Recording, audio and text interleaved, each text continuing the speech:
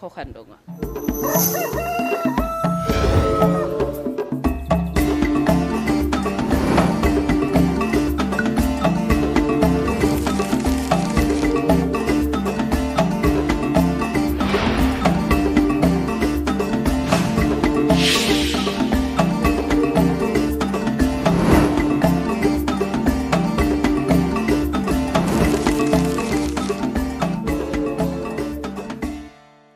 gannaaw ba ñu dellu si waatee si plateau bi ñu dalal suñu invité actu waaye ki koy dalal mooy Rokhane donc Rokhane ma bàyyi la nga yaatal. waaw donc mel ni présenté woon nga ko ba noppi Safiatou suñu invité actu tey suñu gan ñu ngi recevoir Gorgui Yacine Boye di secrétaire général syndicat libre des travailleurs du groupe La Poste di ab kuréel boo xamante ni mu ngi ëmb ay liggéeykat yu nekk ci groupe La Poste monsieur Boye ñu ngi lay dalal bu baax. maa ngi lay ziar maa ngi leen di nuyu yéen ñëpp Rokhane sama grand sama doyen moo ma yar. ah oui dëkkandoo Tëngéej ku mënoon football la nag. ah oui waaw. dama bëgg ay noonu fii nag. boo waxee noonu day dama fay bëgg noonu bul wax. bàyyi noonu rek. di am mbégte retrouver at plateau Walf parce que yéen a ngi def liggéey bu mucc ayib te ñun en tant que syndicaliste en tant que travailleur ñun sentir nañ ko parce que c'est pas la première fois ngeen invité ñu ci plateau bi ñuy indi fi doléance wu entreprise bi doléance wu travailleur ni leen sant bu baax a baax am mbégte. d'accord tey nag monsieur Boye dañuy waxtaanee problème mu poste muy li nga xam ne mooy plan de départ négocié boobu nga xamante ni quand même depuis bu ñu ko annoncé ba léegi mu ngi wéy di jur en tout cas jiixi jaaxa ci biir poste ci groupe La Poste en tout cas démb syndicat yi nga xamante ni ñoom ñoo bokkoon ci en tout cas ñi jàpp ne war nañu amal plan de départ négocié disons ci format bu bees bi parce que auparavant syndicat yëpp ñoo ci àndoon ci conseil interministériel bi ñu amaloon pour jëm ci plan de départ négocié mais entre-temps mu am ay divergence bu mu mel ni syndicat poste yi dañoo divisé wu sur la question am na ci ñoo xamante ni seeni ay syndicat dañoo jàppoon ne yéen waruñu en tout cas conditions yi ñu teg ñu jëm ci plan de départ négocié boobu am na ñeneen ñoo xamante ni nag dañoo jàppoon ne xëy na war nañ ko mën a en tout cas signer ak gouvernement bi ànd ci ak direction générale bi mu bokk ci syndicat national des travailleurs de la poste bi nga xam ne Hamed Diouf moom moo ko jiite ànd ci ak yeneen ñaari syndicat alors démb am nañu quand même résultat yu ñu génnee ci muy nuroog bilan wu première activité yi ñu def jëmale ci plan de départ négocié boobu ba xamle ni lu tolloog 311 personnes mu ñetti téeméer ak fukk ak benn ci ay agents yoo xamante ni négocié nañu ba ñoom ñu d'accord ne quand même dañuy génn dañuy dem en tout cas jël départ négocié naka ngeen jàngate en tout cas loolu. waaw lu war la lu waroon am la lu war a am la am na mooy départ yi xam nga da nga jubal directement ci départ yi mais problème poste dafa yaatu yàgg nañ ci wax.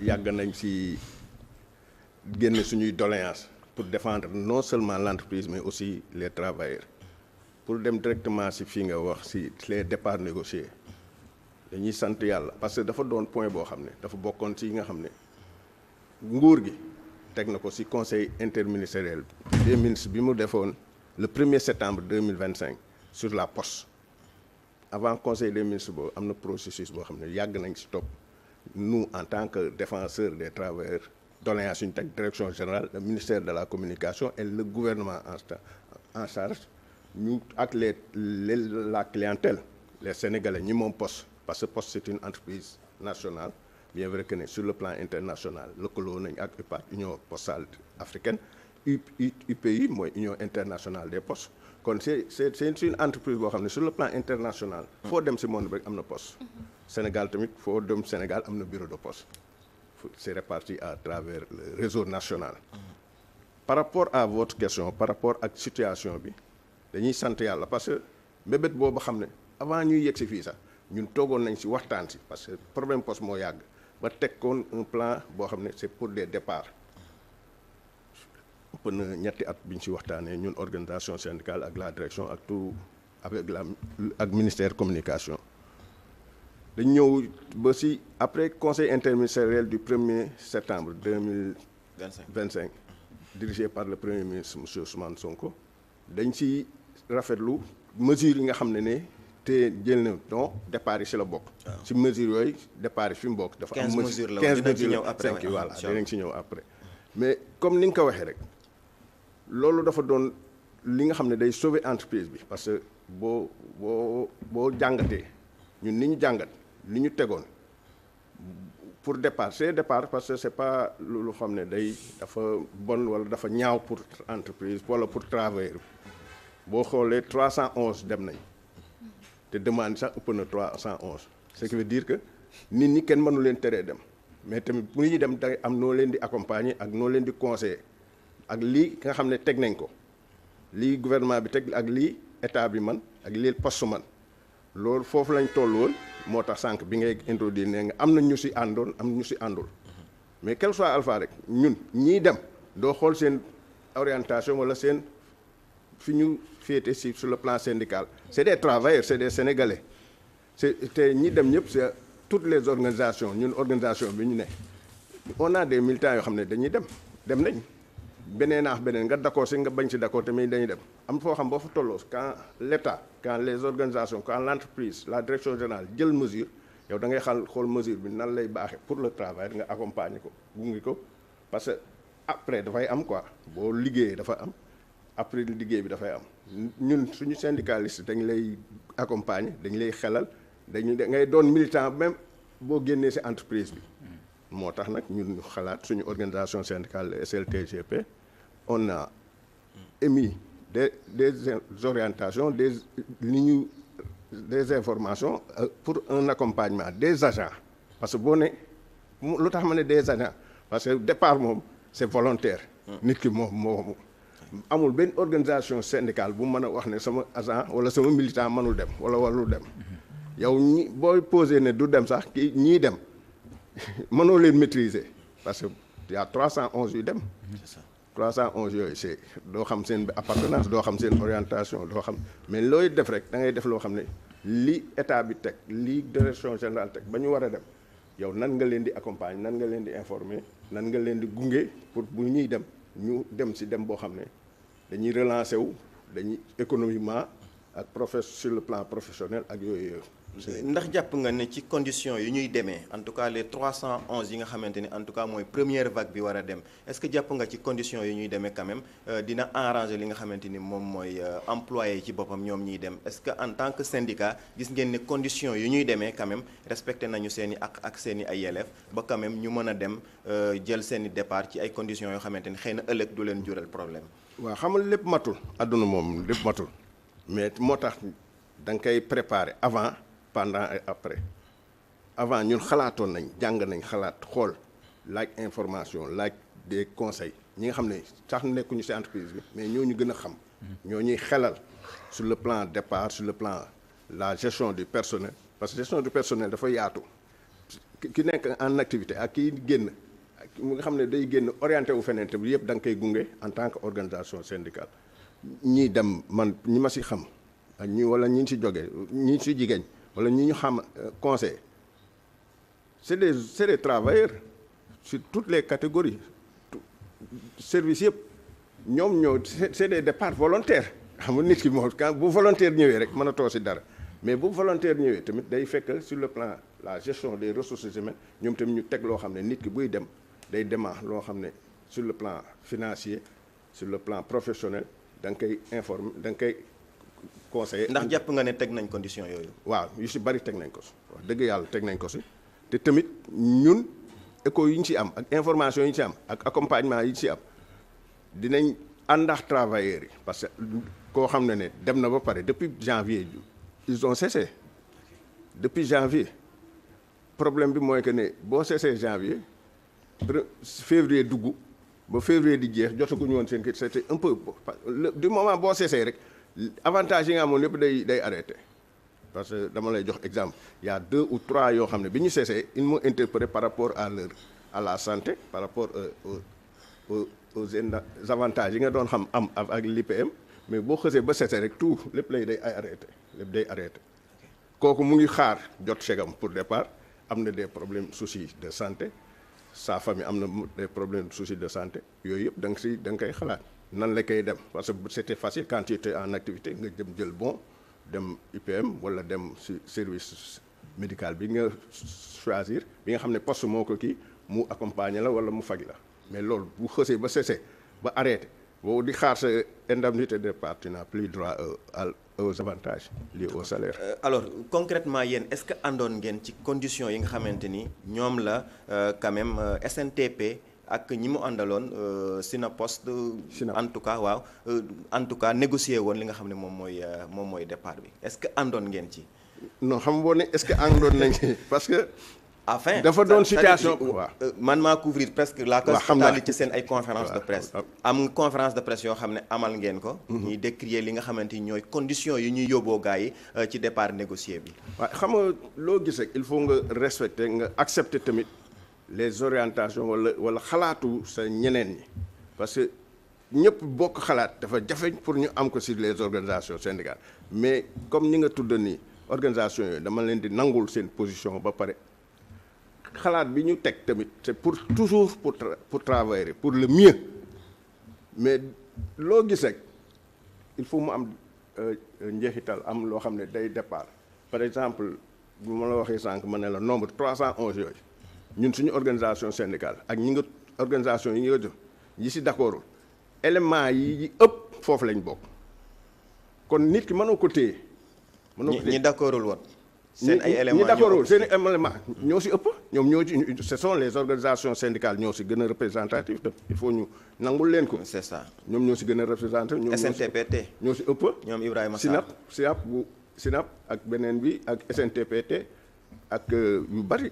Ahmed Diouf le secrétaire général Ahmed Diouf tamit macha allah seen organisation mais ñoom tamit dañu d'accord mais dañuy accompagner parce que dafa doon situation boo xam ne dafa xaw a sensible dafa xaw a doy waar mais tamit il faut ñu nangul leen seen position ak seen taxawaay mais nag. lépp ñoom Sarr wala ñoom Sarr. dañ koy nangul man suñu organisation d'accord nañ si dem bi ak ni ñuy demee. par rapport ak position ñoom Sarr mais ñoom Sarr ni ñu taxawee da nga leen si da nga koy nangul parce que li ñu taxaw yëpp li ñuy wax yëpp c'est pour l'intérêt des travailleurs ils veulent plus et plus dafa moo gën.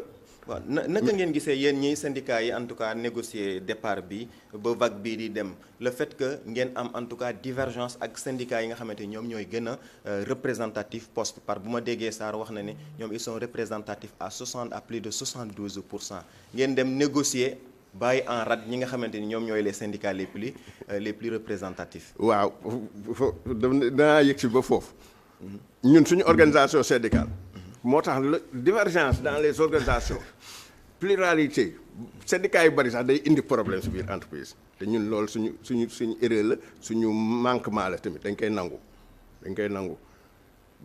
tudd nga négociation collective dafa am nu mu organiser loolu les syndicats les plus représentatifs ñoom ñoo taxaw sax ñoom droit du travail en tout cas ils sont encadrés elles sont protégées aussi dañu war a taxaw sax mais xam nga dafa doon question bi moo xaw a sensible ñun bu ñu d'accordul woon wala ñu ne opposé wu les travailleurs vont partir te doo si man dara y a 300 et quelques yu signé amul benn organisation syndicale bu taxaw ne bu mën a taxaw ne du ma benn travailleur du dem. c'est vrai xam nga loolu am na 300 et quelques dem nañ 300 et quelques day demaat fin 2026 dañ ko c'est un long processus bu 3 ans ñoo xam ne maximum 1500 dinañ dem d'ici 3 ans d'ici 2028 ba démb rek am na travailleur yoo xam ne biñ jotee seen départ seen sur le plan financier. ñu ngi may interpellé par rapport am na lu ñuy xaar mooy les assurances yi ñoo xam ne ñun signé woon nañ ko dañ leen jëloon en charge mais xam nga départ bi loolu yëpp da nga koy négocier parce que kiy dem bu deful ancienneté benn bi amul yenn catégorie yi tamit départ am day doy waar assurance bu ñëwul assurance bi dana laa du ma la fayagum parce que defaloo tant d'années ci année bi mais noonu ñun parce que benn laata ñëw démb sax am na ñu ma interpellé pour ñu jooytu ko wax leen ñu xool nan la ñuy waxtaan ak assurance bi tamit ñu dinañ ci taxaw. est-ce que loolu du woon un préalable à régler aussi. waaw parce xam que nga ñuy tamit départ ba pare ngay soog a régler derrière les assurances. àdduna boobu est-ce que du woon un préalable bu ñu waroon. régler ba pare. manque d'information la. ñun tamit suñu erreur la ñun organisation syndicale on n'informe pas tout le temps ak lépp ñun tamit maîtriser wuñu lépp il faut ñu reconnaître ko. parce que man mii lay wax dama ne la avant départ yi ñun suñu organisation syndicale depuis plus de 3 ans ñu ngi ñu siy conseil par rapport au départ xamoon nañ ne poste quel soit alpha il faut mu am ay départ quel soit alpha parce que départ c'est pas une fatalité du lu bon ci entreprise mais c'est pour relancer économiquement ak sur le plan humain sur le plan ressources humaines ak les orientations yi nga xam ne nguur gi ak entreprise bi ak ñun jël nañ ko départ yi dafa doon loo xam ne lu baax la pour entreprise bi pour mu demaat. surtout que seen masse salariale moom demoon na ba ci ay 18 milliards. alors ma bëggoon xam concrètement est-ce que mën nga ñoo wax yan avantage mooy accompagne ñi nga xamante ni dogal nañu ne ñoom dañuy dem ci départ négocié bi. avantage bon xam nga départ dafa doon loo xam ne lu ñu ne négocier rek boo xam ne boo ne avantage foofu la ñuy njëkk a suur man ñun suñu organisation syndicale maa ngi naan man suñu organisation syndicale lépp loo xam ne mooy accompagner mooy ëmb wala mooy sécuriser le travailleur ba mu dem ñun loolu mooy suñu mbébét si loolu lañ taxaw si loolu la ñuy xel man miy waxaa yow man damay dem naa j'ai essayé mais ute naa départ volontaire yi c'est un départ anticipé à la retraite loolu am na ay raisons yu la siy posé départ dafa bari ni forme yi muy am si entreprise quoi mais ñii 311 yi dem ak ñi war a dem d'ici fin 2026 2027 ba ñu dem 2028 loolu dafa doon si plan de redressement aux entreprises si la bokk. si décision yi ñuy jël ci conseil ci 15 points yi si la bokk tamit dafa ñun en tant que organisation syndicale ñun xalaat nañ ne li baax si entreprise bi li baax si travailleurs yi léegi lan mooy problème bi te du problème bu yaatu sax mais ñun suñu liggéey nan la ñuy accompagner ñiy dem ba ñu réorienté wu vers d'autres activités ak neneen ak ni ñuy demee li ñu yor li ñu am li ñu leen fay nan lañ koy gérer parce que c'est une gestion boo xam ne du doon lu yomb il faut falloir. mais SG sama question bi répondre ko de ñi nga xamante ni ñooy 313 yi war a dem.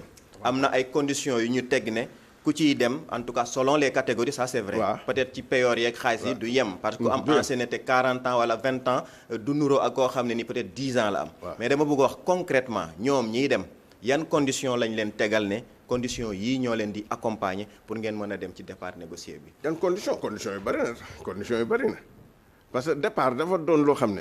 SG est-ce que xam nga conditions yi. bien sûr. ana conditions yi. parce que conférence de presse bi mu démb man maa ko couvrir. am na quand même yoo xam ne nii soulever nañ ko fa ne ñoom loolu la ñu war a accompagner en tout cas ñi nga xamante ni ñooy travailleurs yi war a dem ci plan de départ négocié bi en tout cas première vague bi muy 311 agents. alors mu am ay conditions yoo xam ne wax nañu ne ku ciy dem ci diggante voilà liñ lay fay ci ay kii ak ñoom it seen loolu laa bëgg a xam. concrètement mi nga waxee yow est-ce que xam nga da nga ma laaj question. waaw mais yow da nga ne conditions yi. waaw départ dafa am nu muy demee. dafa am nu ñu koy xalaatee. il y a combien de mois 30 mois loolu dafay am wala 48 mois ñaata lañ d'accord 30 mois lañ d'accord 48 mois yi am na ñu si taxawoon 48 mois. dafa am nuñ la koy fayee sànq maa ngi wax ci assurance bi jotaguñ ko. assurance bi c'est autre chose ute naa l'indemnité de départ. c'est ça c'est en complément dafa doon loo xam ne direction moo ñu ko négocier loon ak des compagnies d'assurance. loolu lu baax la lu rafet la mais ñoom jotaguñ ko sànq maa ngi lay wax ne la catégorie dafay am catégorie nu muy demee ak ancienneté. yooyu yëpp da ciy jouer. c'est ça. moo tax boo nekk condition départ dafa doon loolu xam ne c'est pas yombul gunge travailleur bi mais travailleur bu xësee ba signé ba d'accord c'est volontaire. ça c'est vrai. c'est là volontaire. on a disconvient pas parce que yow yaay. c'est volontaire yan condition la gars yi joxoon. en fait yow yaay manifester que ne man. damay dem voilà. yaa ngi comprendre mais yéen en tant qu'organisation syndicale tamit ku ciy dem war ngeen xam ne catégorie bii kat ci condition yi la ñuy demee peut-être ñaata la ñuy am ci koppar. hier ils ont annoncé entre 7 et 50 millions. Voilà. selon catégorie bi ak kii xam nga yooyu laa ko doon ak laaj ancienneté. en quelque sorte tu peux avoir une catégorie bu baax. xam naa day bañ bu waxee prix bi gars yi. xam man nga am catégorie bu baax. ak indemnité de fin de carrière beeg. indemnité règlement de l'indemnité compensatrice beeg. salaire voilà.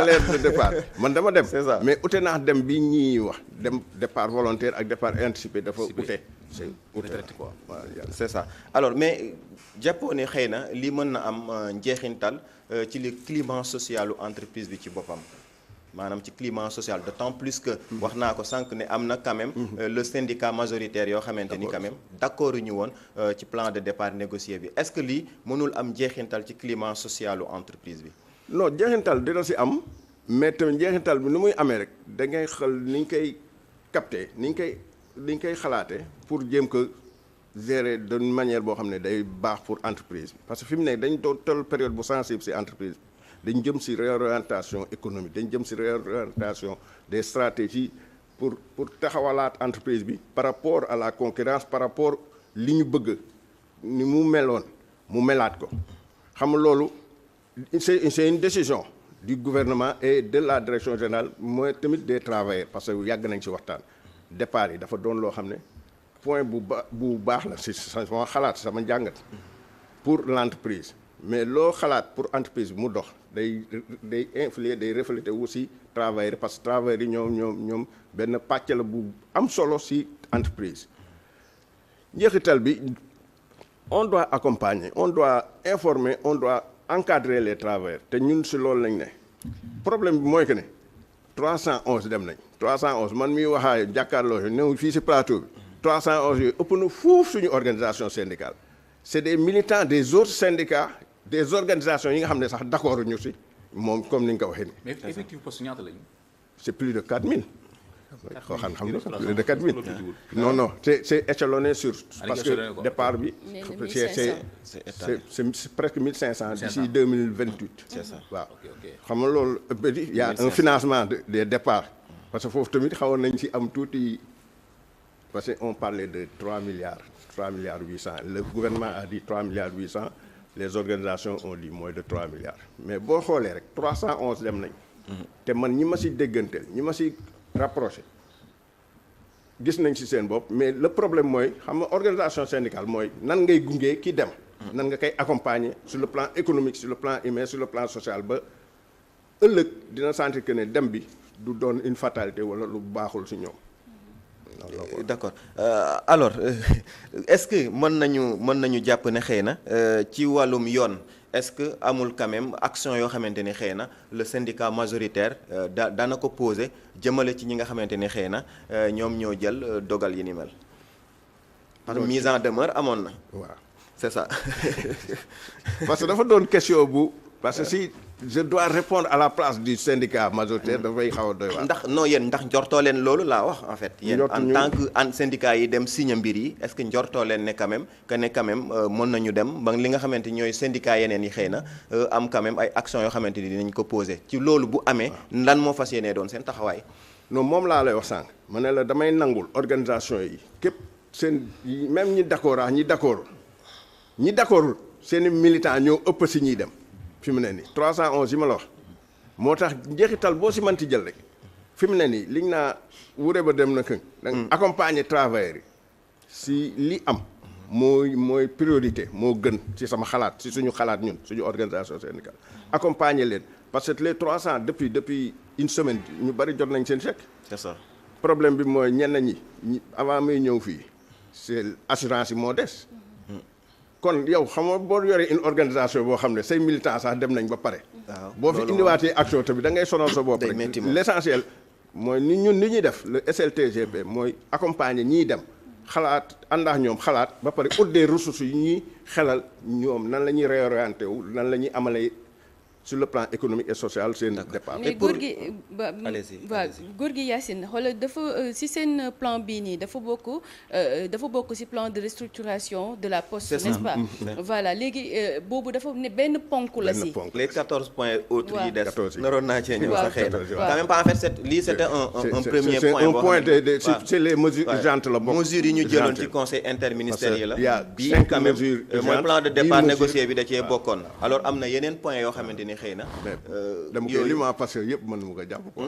dama koy lire quoi yëpp mënu ma ko jàpp quoi. lan si points yi waaw non amul problème xëy na nga dikkaat ci rek pour nit ñi xam quand même concrètement. par exemple à part départ négocié on a parlé de la recapitalisation du groupe La Poste si points urgents yi la bokk.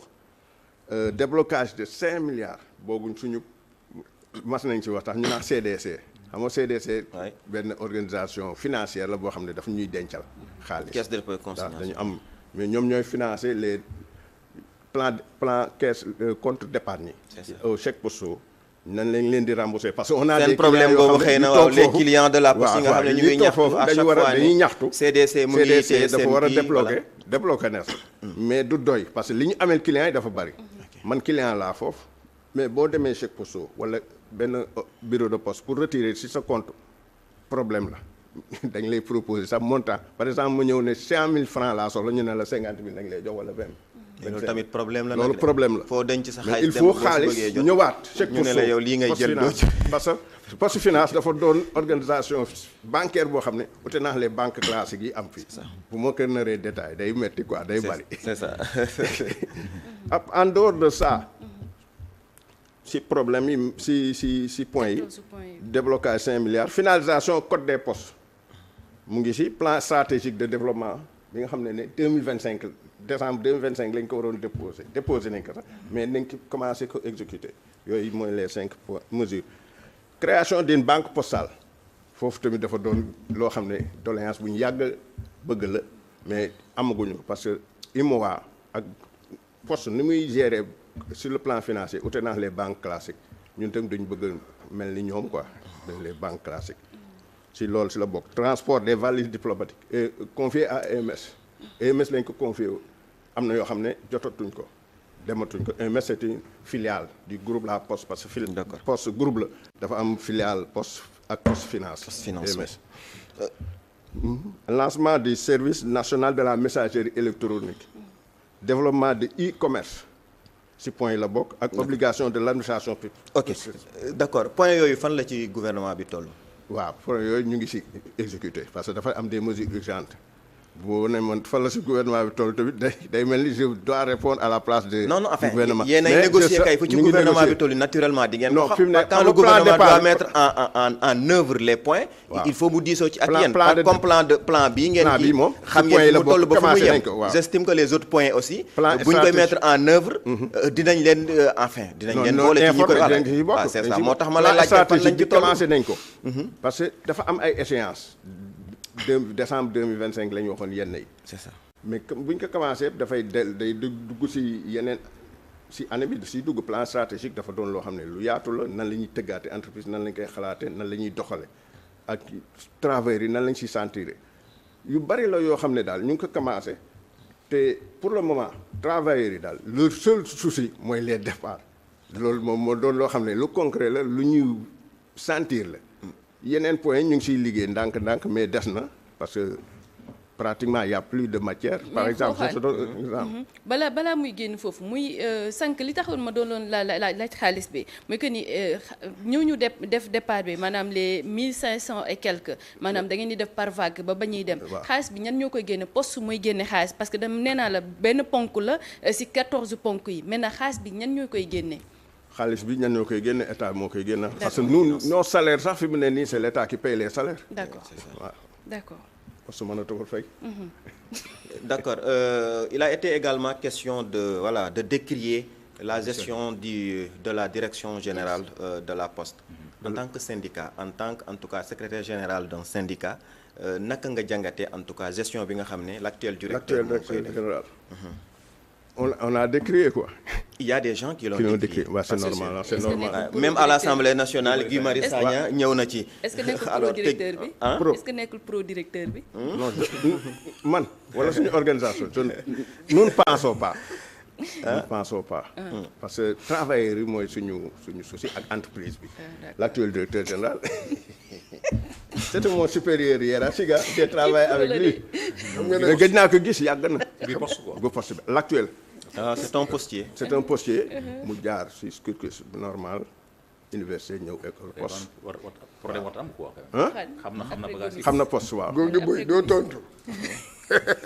question la laaj waaw. question bi waaw. non gestion bi pour le moment ça va parce que dafa nga dal si ñëw si crise àndaax ñoom di gérer si crise bay dem si départ ba ñu taxawal départ yi travailleurs bi ñu commencé déggoo benn travailleur casse bi ñu commencé émettre les chèques amul bruit amul coow te y a 300 yu taxaw yu dem 311 man li ma si xalaat rek li ma si dégg comme coow du coow sax mais seen assurance lañ jotagul assurance mais li ñu diggal leex poste jot nañ ko kon assurance bi moo des assurance bi quel que soit alpha mën a gestion bi parce que gestion ay questions assurance chèque la quoi.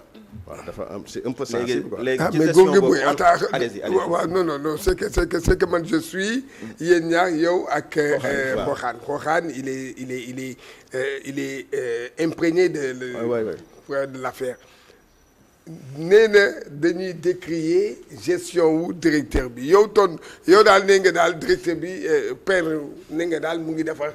mu ngi liggéey waaw ndax mu ngi liggéey. waaw te mais man.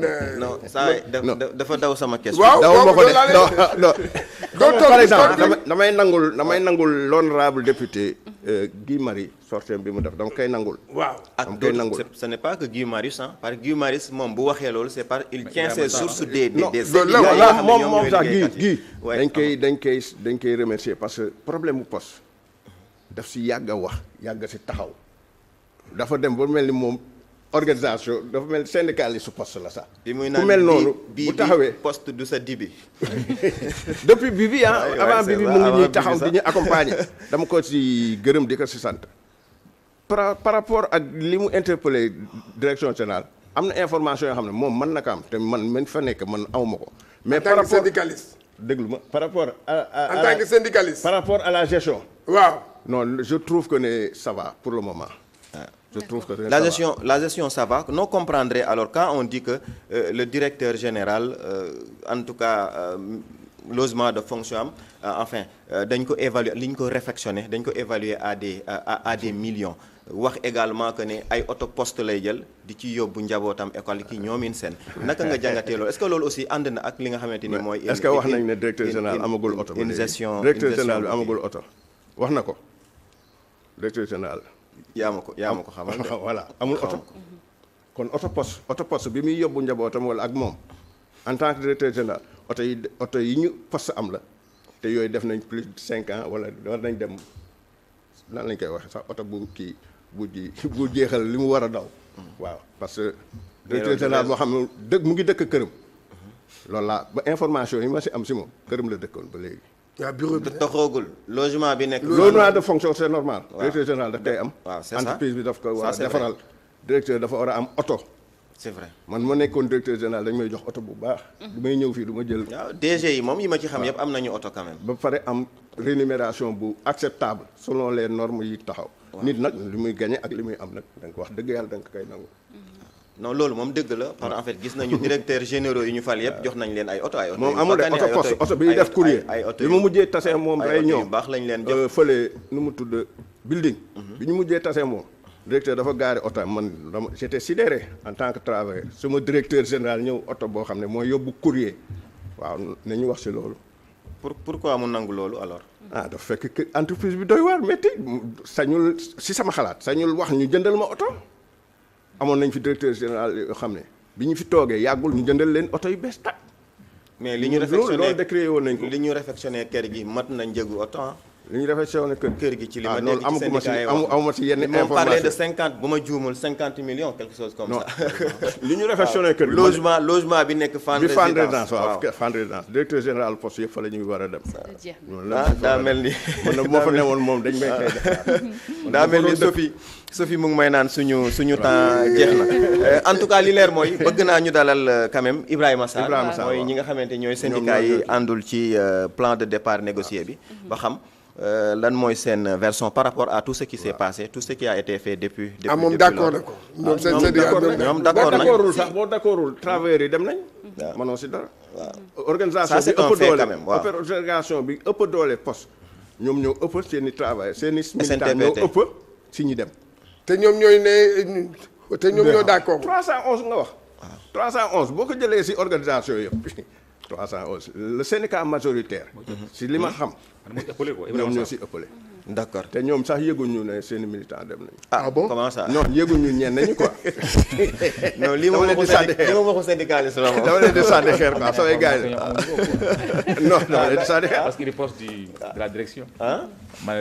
non le fait de dire que ne ñoom Ibrahima Sarr seeni ay militants dem nañu te ñoom sax yeguñu ma ne loolu moom waxu syndicat waaw divergence syndicale la quoi waaw parce que ñoom xam naa bu ñu toogee dinañ ne kooku bariwul ay militants quoi.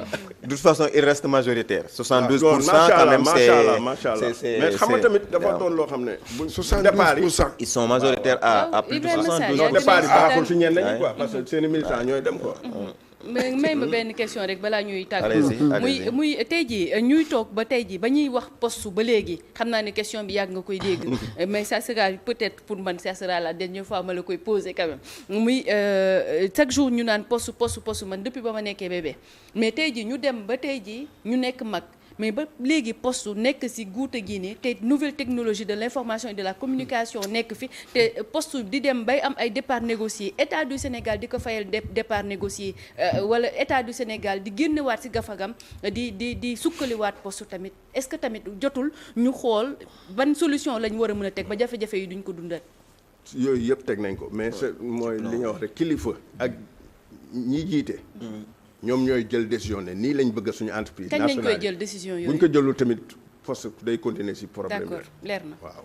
je crois que xëy na bu ñu mettre en œuvre li nga xam ne mooy plan de redressement waaw dina prendre en compte tous ces aspects là mais ñu ngi lay jaajëfal bu baax góor gi Yacine Boye may fàttali ne yow yaay secrétaire général du syndicat libre des travailleurs du groupe La Poste amoon nañ bégte loolu dalal la ci suñu plateau. merci waaye mais nuyu waaleel benn syndicat bi tamit Ibrahima Sarr. non Sarr dañ koy indi il faut mu ñëw moom moo yor syndicat bu mag sama rakk la ko nuyu ko donc ñu ngi koy nuyu te ñu ngi koy xaar ci plateau bi waaye DG bi tamit ñu ngi koy xaar ci plateau bi xooxaan moom tamit mu andi ay leeral jëmee ci li nga xamante ne moom la ñuy laaj travailleurs yi Sarr ku mën a xeex la voilà donc ba muy naan on va se rebeller ne gars yi def sitting rek yaram yi tàng mu ne gars yi mooy ci nguuru Macky Sall nañ dem ci police yi tali bi baare kii bi jàkkaarloo ak police yi. ak mën a takk ku mën a kii la. ku mën a c'est un grand syndicaliste. waaw c'est un très grand syndicaliste maa ngi koy nuyu bu baax de passage.